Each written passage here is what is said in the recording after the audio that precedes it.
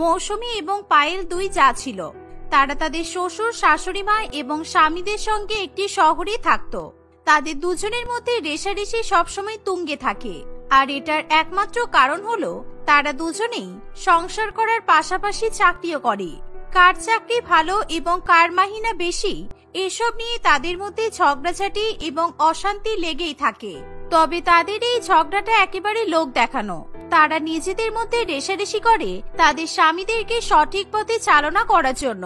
কয়েকদিন আগেই বর্ষায় বৃষ্টির জল পড়ে মৌসুমীর ঘরের বেশ কিছুটা অংশের ক্ষতি হয়েছে। এই শীতেই তাদের ঘর সারানোর কথা ছিল, কিন্তু সেখানেও এক সমস্যা হয়। দেখো, এইটুকু ঘরের অংশ এইভাবে সরানো যায় না। সরাতে গেলে বাড়ির ওই দিকের দেওয়াল সমেত সরাতে হবে। যদি করতে চাও তবেই বলো, দুদিন পর আবার তোমাদের ঘরে অসুবিধা হবে, তখন তো সব এই পোল্টুরি। ওদিকে দেওয়ালটা তো আমার জায়ের ঘরের সঙ্গে লাগানো, ওটা সারানোর জন্য আমি টাকা দিতে পারবো না। বাড়ির সবাইকে বলো, যদি সবাই রাজি থাকে তবেই কাজ হবে। এই দেওয়ালটা ভাঙা বলেই তো রাতের বেলা হু করে ঠান্ডা হওয়া ঢোকে। এত ঠান্ডার মধ্যে আমি কিছুতে এখানে থাকতে পারবো না। আর গোটা বাড়িটা তো আমাদেরই, আমরা একটু টাকা খরচা করে সেটা সরিয়ে নিলে অসুবিধা কি? গোটা বাড়ি সারাতে গিয়ে ওই পায়েলের ঘর সারিয়ে দিতে আমি পারবো না। তাতে যদি আমাকে ঠান্ডার মধ্যে এরকম হাওয়া সহ্য করে থাকতে হয়, আমি তাই থাকবো, কিন্তু ওকে আমি এত সুযোগ দিতে কিছুতেই পারবো না। তাহলে আমি বাড়ি চলে গেলাম গো বিকাশ দা, এই কাজটা তো হবে না, পরে কাজ করলে জানিও কেমন। এই বলে পল্টু সেখান থেকে চলে যায়। মৌসুমীকে বিকাশ যতই বোঝানোর চেষ্টা করে যে তাদের ঘর সারানোটা অনেক বেশি দরকার, কিন্তু তবুও মৌসুমী বিকাশকে একই কথা বলতে থাকে, তাদের নিজেদের টাকা দিয়ে কিছুতেই পায়েলের একটা ঘরের দেওয়াল কেন, একটা ইটও সরানো হবে না। এভাবেই আরো বেশ কয়েকদিন চলার পরে হঠাৎই যখন ঠান্ডা খুব বেড়ে যায়, তখন মৌসুমী বা বিকাশ কেউই তাদের এই ঘরটাতে আর থাকতে পারে না। এবার তারা সিদ্ধান্ত নেয় তারা তাদের ঘরটাকে সারিয়েই ফেলবে। ঘর সারানোর জন্য পল্টু বিকাশ এবং মৌসুমীকে যা যা বলেছে তারা সেই সমস্ত কথা বাড়ির বাকিদেরকে জানায়। তোমার ঘরে হাওয়া ঢুকছে বলে আমাকে শুধু শুধু কেন টাকা নষ্ট করতে হবে শুনি? যা খুশি তাই আবদার করলেই হলো নাকি? আমি এখন কিছুতেই আমার ঘরের দেওয়ালে কোনো কাজ করতে দেব না। এই নাকি তোর অনেক টাকা, অনেক উঁচু পোস্টে নাকি তুই চাকরি করিস, আর দেওয়াল সারানোর জন্য এটুকু খরচা করতেই ভয়ে একেবারে পিলে চমকে যাচ্ছে। দেখলে তো, আমি বলেছিলাম না ওর মতো কিপটে কিছুতেই এমন কাজ করতে রাজি হবে না। তুমি যখন এত টাকা রোজগার করো, তাহলে তুমি আমার দেওয়াল সারানোর টাকাটাও দিয়ে দাও। দরকার তো তোমারই, দিয়ে দাও। তবেই তো বুঝবো তুমি আসলে কত বড় মনের মানুষ, আর আসলে কত টাকা মাহিনার চাকরি করো তুমি। এইভাবেই দুই বউয়ের মধ্যে কথা কাটাকাটি শুরু হয়ে যায়। আহা, শান্ত হও, তোমাদের কাউকে কোনো টাকা দিতে হবে না। আমরা থাকতে তোমরা কেন টাকা দেবে শুনি? বিকাশের এই কথা শুনে মৌসুমী এবং পায়েল দুজনেই মনে মনে হাসতে থাকে এবং একে অপরকে দেখে চোখে ইশারা করতে থাকে। এই ঝগড়ার নাটক করে করে এদেরকে দিয়ে অনেকগুলো কাজ করিয়ে নেওয়া হলো। এমন না করলে এরা তো ঘরের কাজগুলোকে কোনো রকমই পাত্তাই দেয় না। বাড়িটা কবে থেকে কেমন খারাপ হয়ে পড়ে আছে সেটা ঠিক করানোর ইচ্ছাও নেই এদের। দিদি সত্যিই বুদ্ধি আছে, ভালোই একটা প্ল্যান বানিয়েছে, তাড়াতাড়ি করে দুই ভাইকে দিয়ে বাড়ির কাজটা মিটিয়ে নেওয়ার জন্য। সব তো হয়েই গেল, এবার শুধু একটা কথা বলো, আমাদের ঘরে কাজ হলে আমরা কোথায় থাকবো? যে কদিন কাজ চলবে সে কদিন না হয় বাইরে কোনো হোটেলে থাকবো, আর তা না হয় কোনো বাড়ি ভাড়া নেব। না না, বাড়ি ভাড়া নিয়ে অন্য কোথাও থাকলে কিভাবে হবে? অনিমেষ তো সপ্তাহে দুদিন শহরের বাইরেই থাকে। আমি আর তোমার শ্বশুর মশাই দুজনেই বয়স্ক, ছোট বৌমা অফিসে চলে যাবে। এর মধ্যে যদি তোমরাও ভাড়া বাড়িতে গিয়ে থাকো কিংবা অন্য কোথাও থাকো, তাহলে তো আমাদের বুড়ো বুড়ির ঘাড়ে এসে সমস্ত দেখাশোনার দায়িত্ব পড়বে। তারপর যদি কাজে কিছু ভুল হয় তখন তো অসুবিধা হবে। আমাদের ঘরগুলো তো বেশ বড় বড়, আমার আর পায়েলের ঘরে তোদের ঘর থেকে খাটটা নিয়ে এসে তোরা আমাদের ঘরেই থাকতে পারিস। আশা করছি এই কয়েকদিনের জন্য তোদের কোনো অসুবিধা হবে না। পায়েল আর মৌসুমী প্রথমে একদম রাজি না হলেও তাদের স্বামীদের কথার বিরুদ্ধে গিয়ে তারা কোনো কথা বলতে পারে না। বিকাশ তাদের ঘরের খাটটা নিয়ে এসে অনিমেষদের ঘরের মধ্যেই রেখে দেয়। এভাবে দুই বৌমা মিলে এক ছাদের নিচে একটা ঘরেই থাকা শুরু করে। প্রথম দুই একদিন কোন রকমে কাটে, কিন্তু তারপরেই শুরু হয় আসল সমস্যা। প্রত্যেকদিন কোনো না কোনো কারণে দুই বউয়ের মধ্যে ঝগড়া অশান্তি চলতেই থাকে। তুমি কিন্তু বলেছিলে আমাদের ঘরে হিটার লাগাবে, এখনো তুমি সেটার ব্যবস্থা করলে না। ঠান্ডা বাড়তেই থাকছে, এরকম চলতে থাকলে কিন্তু আমি অসুস্থ হয়ে পড়বো। আমাদের এই এত বড় ঘরে একটা হিটারে হবে না। যদি আমরা খাটটা মাঝখানে রাখি তবে সেটা সম্ভব, এখন তো সেটাও হবে না, কারণ ঘরে এক পাশে দাদা বৌদিরা আছে। আমরা হিটারে আরাম করবো আর ওরা ঠান্ডায় কষ্ট পাবে, এটা কি ভালো দেখাই? বাহ, তার মানে এখন তোমার বৌদির জন্য আমাদের ঘরে হিটারও আসবে না, আমি ঠান্ডায় কষ্ট পাবো? বাহ বেশ, দেখি আর কতদিন কি সহ্য করতে হয়। পায়েলের এই কথা শুনে মৌসুমীর খুব দুঃখ হয়। সে বিকাশকে বলে তার জন্য ঘরে হিটার এনে দিতে। তাদের ঘর ঠিক হয়ে গেলে বিকাশ মৌসুমীকে হিটার এনে দিতেও রাজি হয়ে যায়। এইভাবে দুই বউ নিজেদের মধ্যে রেষারেষি নাটক করে তাদের স্বামীদেরকে দিয়ে তাদের সমস্ত পছন্দের কাজ করিয়ে নিতে থাকে। আজকাল তারা লক্ষ্য করে তাদের স্বামীরা বড্ড বেশি শীত কাতরে এবং অলস হয়ে যাচ্ছে। ঘরের কোনো কাজই তারা মন দিয়ে করছে না কিংবা করতে চাইছে না। একদিন মৌসুমী ঘুম থেকে উঠে লাইট জ্বালিয়ে নিজে অফিসে যাওয়ার জন্য তৈরি হচ্ছে। এমন সময়, এত সাত সকালবেলা ঘরের লাইটটা কে জ্বালালো? কি যে চলছে এই বাড়িটার মধ্যে আমি কিছুই বুঝতে পারছি না। অনিমেষ, একটু দেখো তো আমাদের ঘরের লাইটটা জ্বলছে কেন? কে আবার জ্বালাবে? আমি জ্বালিয়েছি।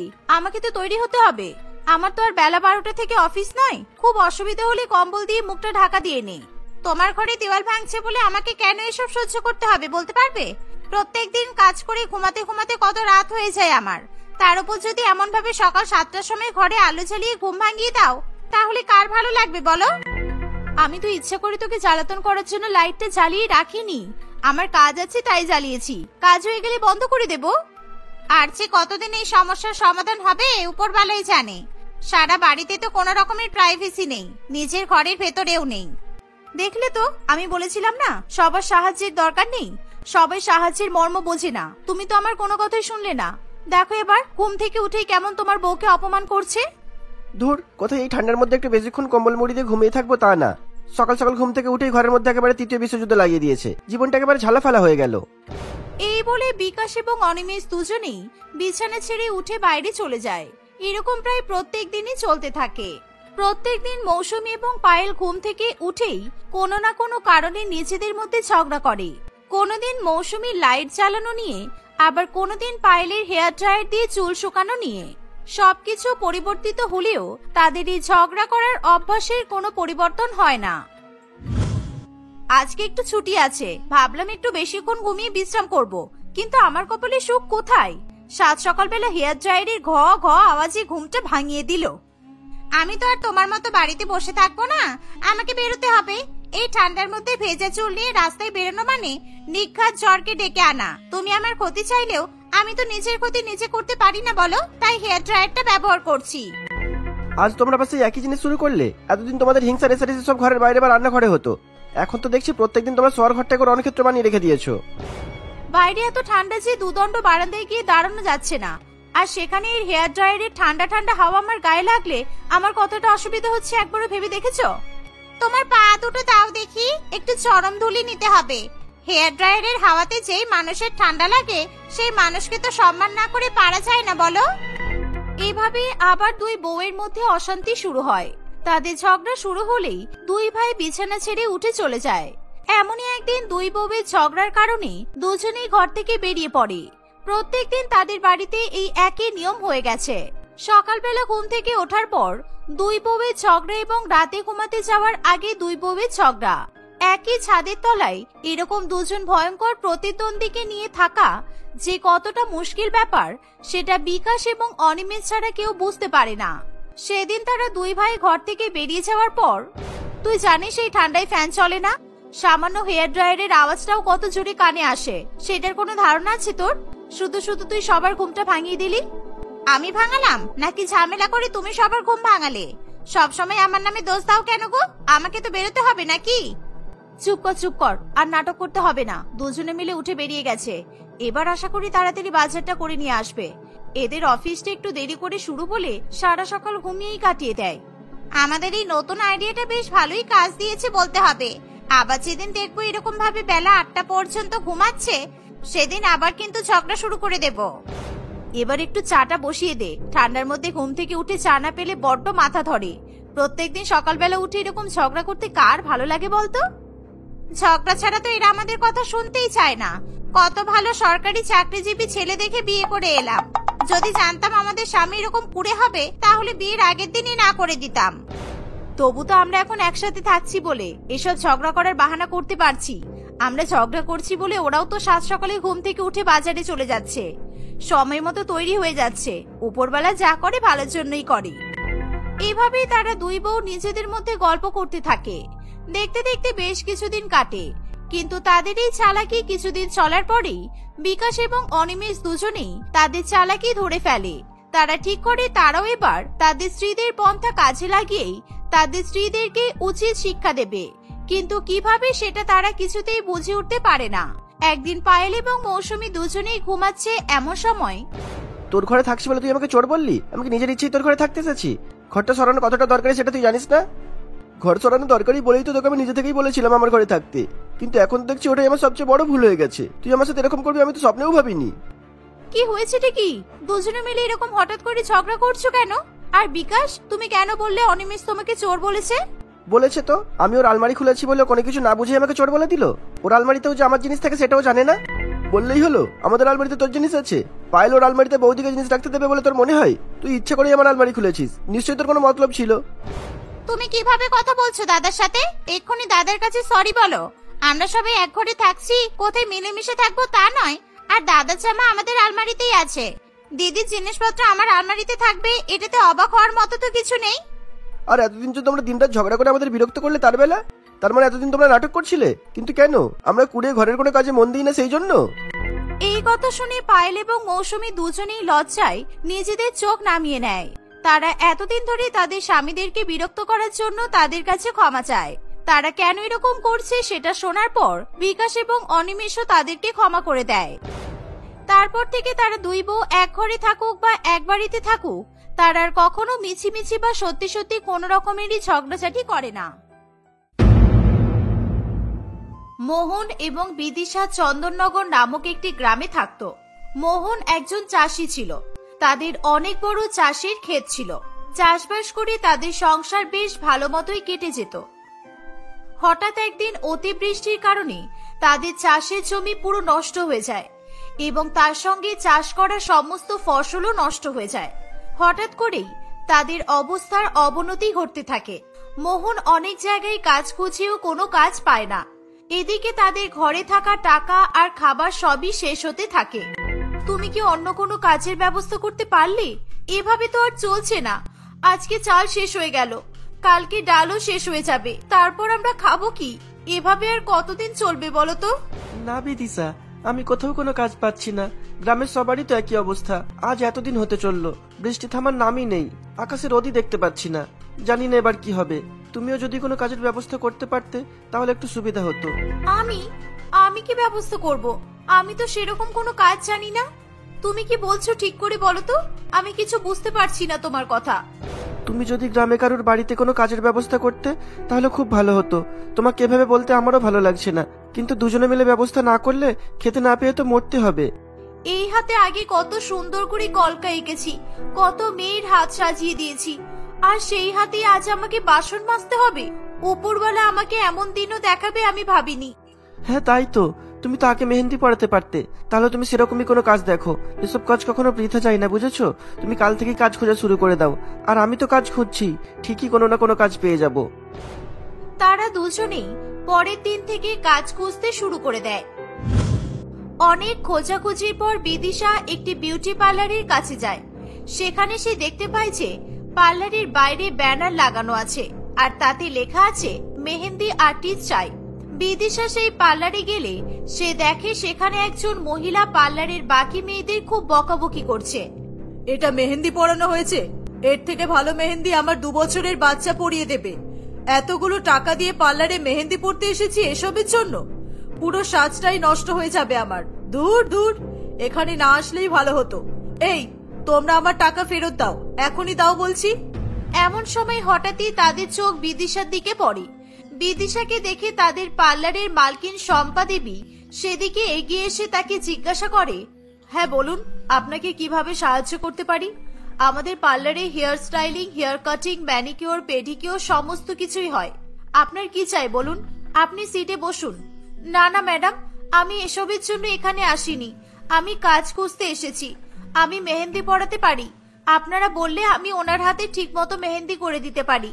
ওনার হাত দুটো এখনই ধুয়ে নিতে হবে, মেহেন্দির ছাপ বসার আগেই। এই কথা শুনে শম্পা দেবী রঞ্জনার হাত ভালো করে পরিষ্কার করে দেয়। দেখাও দেখি তুমি কেমন মেহেন্দি আর্টিস্ট। যদি ভালো করে মেহেন্দি পড়াতে পারো তাহলে আজই তোমাকে কাজে রেখে দেব।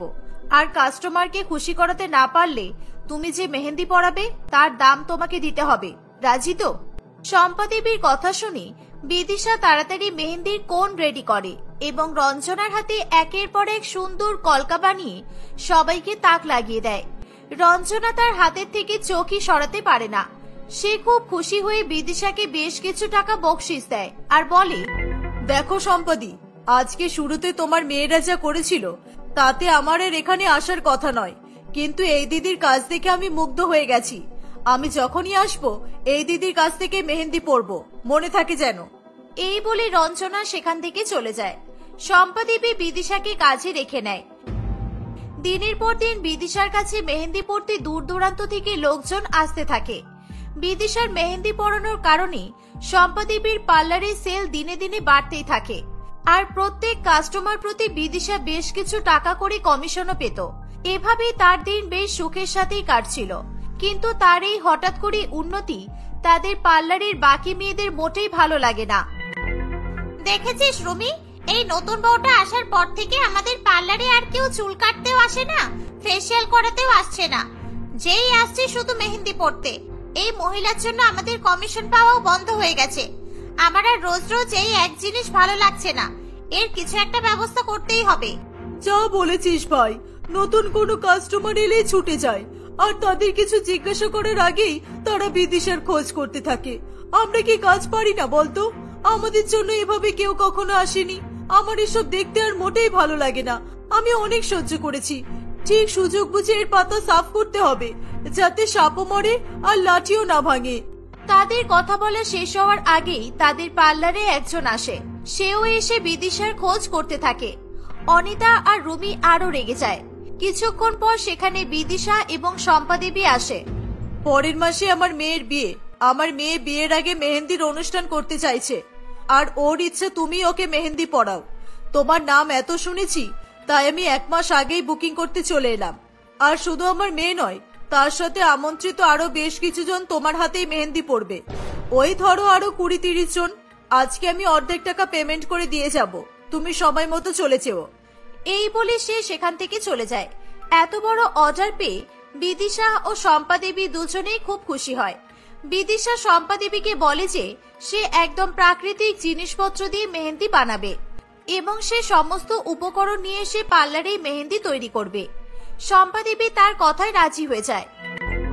দেখতে দেখতে কাকুলি দেবীর মেয়ের বিয়ের মেহেন্দির অনুষ্ঠানের দিন এগিয়ে আসে। বিদিশা সমস্ত সরঞ্জাম নিয়ে পার্লারে বসেই মেহেন্দি বানিয়ে ফেলে। তখনও মেহেন্দিগুলো কোণে ভরা হয়নি, তাই দেখে অনিতা আর রুমি মনে মনে খুবই খুশি হয়। শম্পা দেবী ও বিদিশার অন্য কাজে ব্যস্ত থাকার সুযোগ নিয়ে তারা দুজনে বিদিশার বানানো মেহেন্দিতে এক ধরনের কেমিক্যাল মিশিয়ে ফেলে। পরের দিন সকালে বিদিশা সমস্ত মেহেন্দিগুলো কোণে ভরে কাকুলি দেবীর বাড়িতে চলে যায়। সেখানে গিয়ে সবার প্রথমেই কাকুলি দেবীর মেয়ের হাতে মেহেন্দি পরাতেই সে চিৎকার করে ওঠে, ও মা গো, জ্বলে গেল গো, বাবারে বাবা, আর পারছি না আমি, আমার হাত পুড়ে গেল, তুমি প্লিজ এদিকে এসো মা। ও মা, আমি আর পারছি না, এই মেয়েটা আমাকে মেরে ফেললো। মেয়ের চেঁচামেচির আওয়াজ পেয়ে কাকুলি দেবী সেখানে ছুটে আসে। এসে দেখে বিদিশার বানানো মেহেন্দি পরে তার মেয়ের হাত পুরো লাল হয়ে গেছে এবং সে যন্ত্রণায় ছটফট করছে। এই দেখে কাকুলি দেবী তাকে বাড়ি থেকে ধাক্কা মেরে বের করে দেয়। বিদিশা কান্নায় ভেঙে পড়ে। সে কাকুলি দেবীর বাড়ি থেকে পার্লারের দিকে আস্তে আস্তেই বুঝতে পারে যে তার বানানো মেহেন্দি খারাপ ছিল না, কারণ সে সেটা নিজের হাত দিয়েই বানিয়েছিল।